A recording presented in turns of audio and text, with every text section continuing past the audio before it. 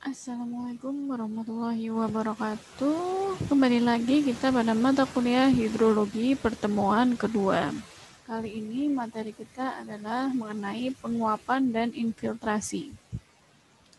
Ini adalah RPS selama 1 semester dan sekarang kita sedang berada di posisi kedua, minggu kedua, yaitu tentang penguapan dan infiltrasi. Nah, ini adalah pokok bahasan yang akan kita bahas pada pertemuan kedua kali ini, yaitu mengenai penguapan, faktor yang mempengaruhi evaporasi atau penguapan, proses penguapan, evapotranspirasi, infiltrasi, faktor yang mempengaruhi infiltrasi. Nah, ini adalah pokok bahasannya. Nah, sebelum masuk ke pembahasan tersebut, saya ingin membahas jawaban kuis yang saya berikan pada pertemuan pertama. Jadi teman-teman sudah banyak yang cukup menjawab dengan benar ya di forum diskusi di Kolabor. Jadi sebenarnya jawabannya sudah ada di materi yang saya berikan di pertemuan 1. Jadi jika teman-teman sudah menyimak materinya, pasti bisa menjawab kuis yang saya berikan. Jadi pertanyaannya adalah tentang siklus hidrologi yang saya beri kode dengan angka. Jadi untuk angka 1 itu adalah berupa penguapan yang terjadi di sungai atau laut ya. Jadi akibat panas matahari maka terjadi penguapan atau istilahnya adalah evaporasi di sungai atau laut. Lalu yang kedua adalah transpirasi atau transpiration. Ini adalah penguapan dari permukaan tanaman. Jadi tanaman entah itu di hutan atau di wilayah perkotaan yang ada tanaman hijaunya, nah itu juga mengalami penguapan dari tanaman. Itu disebut dengan transpiration atau transpirasi ya. Lalu terjadi juga penguapan dari permukaan tanah. Jadi penguapan dari permukaan tanah. Jadi kita sering ya kalau habis hujan lihat bahwa ada air yang menggenang, lalu ada jalan yang basah, permukaan tanah yang permukaannya basah atau becek. Nah, itu ternyata lama-lama mengering. Kalau lama-lama mengering itu tandanya terjadi yang namanya penguapan. Untuk jawaban nomor 4 itu adalah proses terjadinya terbentuknya hujan ya. Jadi uap air diangkut oleh udara yang bergerak pada ketinggian tertentu akan dipadatkan membentuk awan. Nah, ini adalah proses terbentuknya awan. Nah, yang nomor 5 itu jawabannya adalah peristiwa hujan atau istilahnya adalah presipitasi. Nah, di sini setelah terbentuk awan, kemudian kondisi alam yang memungkinkan dengan suhu yang semakin dingin sehingga terkondensasi menjadi butiran air sehingga menjadi hujan. Ini jawaban nomor 5. Nah, sedangkan nomor 6 itu apa? Nomor 6 adalah aliran permukaan atau istilahnya ada overland flow atau sering juga disebut dengan surface runoff. Nah, aliran permukaan itu yang sering kita lihat kalau kita lihat hujan turun pasti ada yang mengalir ya, mengalir permukaan entah itu di sungai atau mengalir di jalan atau di drainase atau gorong-gorong, itu disebut dengan aliran permukaan. Jadi air hujan yang jatuh di atas permukaan tanah akan mengalir sebagian yang disebut dengan aliran permukaan. Yang nomor 7 ini yang akan kita bahas hari ini, yaitu infiltrasi. Jadi infiltrasi atau istilah aslinya infiltration itu adalah aliran air hujan yang jatuh cuma tidak mengalir di permukaan tapi dia meresap ke dalam tanah. Meresap ke dalam tanah itu namanya infiltrasi. Lalu jawaban nomor 11 itu adalah intersepsi. Jadi kalau infiltrasi meresap ke dalam tanah, kalau intersepsi dia meresap ke pohon. Jadi ada air yang jatuh di pohon, ada yang meresap ke dalam pohon ya. Ada juga yang mengalami penguapan atau transpirasi tadi. Nah, apa itu intersepsi? Di sini air hujan yang jatuh yang tertahan oleh ujung-ujung daun, oleh daunnya sendiri atau oleh bangunan-bangunan yang selanjutnya akan diuapkan kembali. Nah, bagian air ini tidak dapat diukur, jadi merupakan bagian air yang hilang karena pengukuran intersepsi ini cukup sulit, biasanya lebih khusus di ilmu pertanian ya, membahas tentang intersepsi. Kita lanjut nomor 8. Nomor 8 itu adalah interflow atau aliran antara. Jadi tadi kan ada infiltrasi, akhirnya ada yang mengalir di permukaan, ada infiltrasi yang menyerap ke dalam tanah. Nah, di dalam tanah nanti ada aliran air tanah. Nah, di aliran air tanah itu ada yang menyerap kembali ke bawah. Nah, antara aliran air tanah itu kita sering disebut juga interflow atau aliran antara. Lalu nomor 9 adalah perkolasi. Perkolasi itu dari interflow tadi, jadi air yang ada mengalir ke aliran tanah, ada yang menyerap kembali ke dalam tanah, itu namanya perkolasi. Jadi tadi infiltrasi dari permukaan menyerap ke dalam tanah. Di dalam tanah ada aliran air tanah ya mengalir secara horizontal. Nah, dari aliran air tanah itu ada yang mengalir lagi ke dalam tanah yang lebih dalam. Itu disebut dengan perkolasi atau moisture content ya. Lalu ada juga groundwater. Nah, ini yang tadi yang disebut dengan mencapai air tanah. Jadi air tanah yang sering kita ambil untuk sumur itu adalah groundwater. Yang nomor 12 adalah eksfiltrasi, yaitu sebagian air dalam tanah dapat muncul kembali ke permukaan tanah mengalir ke sungai, danau, atau laut. Jadi air yang sudah mengalir ke dalam tanah atau terjadi infiltrasi dan perkolasi itu bisa keluar lagi dari dalam tanah, entah itu dari pakai pompa ya, pakai air tanah. Tapi kalau secara alami dia munculnya ada di sungai, di danau. Nah, itu disebut dengan eksfiltrasi. Nah, itu adalah jawabannya. Sekarang kita masuk ke materi utamanya mengenai penguapan. Jadi penguapan adalah proses berubahnya bentuk zat cair menjadi gas dan masuk ke atmosfer. Nah, itu disebut dengan penguapan. Penguapan tadi ada dua ya, ada evaporasi dan juga ada intersepsi. Jadi kalau evaporasi itu terjadi di permukaan air. Jadi seperti laut, danau, sungai, genangan, pokoknya yang ada di permukaan air atau di permukaan tanah.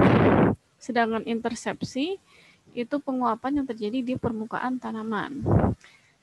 Sedangkan transpirasi itu penguapan melalui tanaman. Jadi beda antara intersepsi dan transpirasi.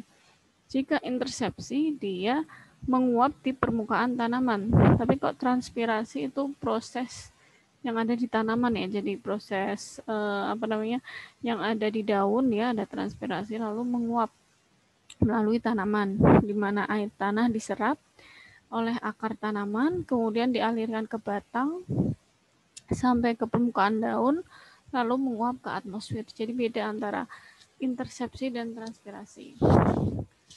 Ada juga penguapan evapotranspirasi. Nah, ini penguapan yang terjadi di permukaan lahan, meliputi permukaan tanah dan tanaman yang tumbuh di permukaan tersebut. Jadi ada 4 istilah hal, tapi hampir mirip tapi beda. Evaporasi, intersepsi, transpirasi, dan evapotranspirasi. Nah, ini adalah faktor yang mempengaruhi penguapan. Jadi ada radiasi matahari, temperatur, kelembapan, dan kecepatan angin ya. Jadi semakin panas, temperatur semakin tinggi, angin makin banyak juga, itu juga mempengaruhi faktor dari penguapan. Bagaimanakah proses penguapan atau proses evaporasi? Nah, di sini juga diimbangi oleh adanya kondensasi. Kondensasi itu adalah perpindahan molekul udara ke dalam air ya. Ini adalah proses terjadinya penguapan. Nah, dengan demikian proses evaporasi dan kondensasi terjadi bersamaan dan terus-menerus. Jadi laju evaporasi itu adalah laju neto antara evaporasi dan kondensasi yang sebanding dengan perbedaan tekanan uap air di permukaan air dan tekanan uap air di udara. Pengukurannya seperti apa untuk penguapan? Jadi ada beberapa metode ya untuk mengukur penguapan. Yang pertama adalah pendekatan teoritik. Nah, pendekatan teoritik ini memperkirakan besarnya evaporasi. Jadi ada persamaan empiriknya, ada keseimbangan air, ada aerodynamic method, energy balance method, combination method, dan Priestley-Taylor method. Ini beberapa pendekatannya. Nah, yang pertama adalah teori mengenai keseimbangan air. Jadi secara teoritik, cara ini merupakan cara terbaik untuk menghitung besarnya evaporasi karena semua unsur yang perlu diukur batasannya sudah jelas. Jadi I itu adalah masukan air yang masuk ke dalam wilayah gitu ya. O itu keluarnya. Jadi I sama dengan O ditambah AS atau perubahan tampungan. Jadi misalnya ada I, air yang masuk ke dalam suatu danau. O adalah air yang keluar di dalam danau. Nah, nilai delta S ini bisa plus, bisa minus. Kalau plus berarti dia lebih besar airnya daripada penguapan yang terjadi. Tapi kalau minus berarti dia airnya berkurang dan terjadi penguapan seperti itu. Lalu ada yang kedua, cara gabungan. Nah, di sini termasuk ke dalam cara aerodinamik. Bila energi yang tersedia tidak terbatas, cara keseimbangan energi memerlukan transport uap yang tidak terbatas. Ini seperti ini, jadi ada laju penguapan dihitung dengan keseimbangan energi, laju penguapan dihitung dengan cara aerodinamik, dan juga gradien tekanan uap. Ada juga tekanan psikometriknya. Nah, ini cara yang kedua, cara gabungan. Nah, ini pengukuran langsung di lapangan menggunakan alat panci penguapan. Ini yang lebih banyak paling praktis ya, jadi langsung menguji di lapangan tanpa data-data, kita langsung menggunakan alat panci penguapan. Jadi di panci penguapan ini dikasih air dalamnya ya, diukur kedalaman air awal, lalu dengan menggunakan stopwatch kita ukur kembali setelah beberapa menit atau beberapa jam terjadi perbedaan kedalaman air atau tidak. Misalnya yang tadinya airnya segini, namun setelah 2 jam jadi segini. Nah, itu kan berarti terjadi penguapan. Besarnya berapa? Adalah selisih dari tinggi awal dikurangi tinggi akhir. Nah, jadi di sini harapannya laju penguapan terukur.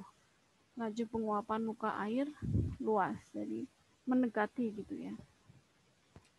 Ini alat yang lebih canggih lagi, namanya atmometer. Langsung mengukur di lapangan. Di sini pengukuran penguapan melalui media berpori.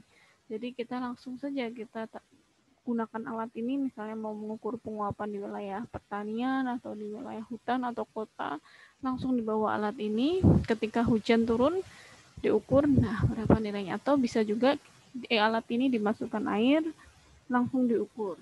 Seperti itu, ini lebih maju, alatnya lebih canggih seperti itu. Nah, sekarang kita masuk ke pembahasan infiltrasi. Infiltrasi sendiri secara teori itu adalah aliran secara vertikal ke dalam tanah melalui permukaan tanah. Jadi air hujan yang jatuh ke tanah sebagian akan menjadi limpasan atau aliran permukaan dan sebagian lagi akan terinfiltrasi atau menyerap ke dalam tanah. Nah, air yang terinfiltrasi mengalir secara lateral menjadi aliran antara atau interflow dan mengalir secara vertikal akan menjadi lapisan jenuh air atau menjadi aliran air tanah. Nah, di sini terdapat dua parameter penting berkaitan dengan infiltrasi, yaitu laju infiltrasi dan kapasitas infiltrasi.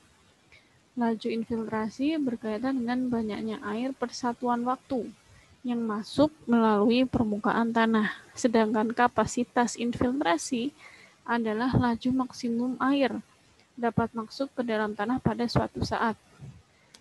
Jadi di sini beda antara laju dan kapasitas. Kalau laju berarti banyak air per satuan waktu, tapi kalau kapasitas itu adalah laju maksimumnya yang dapat masuk. Itu kapasitas. Jadi tanah tersebut bisa menyerap air itu maksimum berapa sih? Nah, itu adalah kapasitas infiltrasi. Nah, kedua hal tersebut, laju infiltrasi dan kapasitas infiltrasi dinyatakan dalam milimeter per jam biasanya atau sentimeter per jam. Nah, ini adalah siklus air tanah, infiltrasi, perkolasi, dan recharge. Jadi Kalau kita lihat di sini ada hujan ya, ini seperti siklus hidrologi pada pertemuan 1 kemarin. Ini ketika hujan turun, nah ini yang perlu digarisi. Ini lingkarannya kurang pas ya. Jadi lingkarannya harusnya di sini. Ini adalah proses infiltrasi. Air menyerap ke dalam tanah. Lalu ketika menyerap ini ada aliran antara harusnya ya, interflow. Lalu ada yang menyerap lagi ke dalam tanah yang lebih dalam, disebut dengan perkolasi. Nah, di dalam tanah ini ada groundwater atau air tanah yang biasanya kita gunakan untuk pompa air ya, pompa sumur air bor gitu kan. Itu biasanya ngambil dari air tanah. Nah, hubungan antara infiltrasi dengan aliran permukaan. Nah, ini adalah grafik yang menggambarkan hubungan antara air yang menyerap ke dalam tanah dan air yang mengalir di atas permukaan tanah. Jadi seperti ini.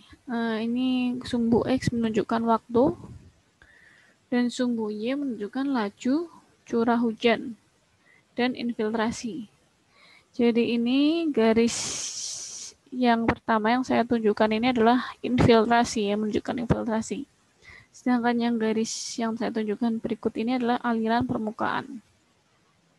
Jadi ketika pertama kali hujan turun, waktu 0 ya, 0 menit, ketika hujan turun, waktu-waktu awal 0 sampai 10 menit, pasti laju infiltrasinya besar. Jadi ketika hujan turun, pasti belum ada yang namanya genangan air ya, atau aliran permukaan, atau di jalan pasti belum muncul yang namanya genangan air. Jadi ketika hujan turun, airnya langsung menyerap ke dalam tanah tinggi. Jadi laju penyerapan air ke dalam tanah sebesar 200 mm per jam.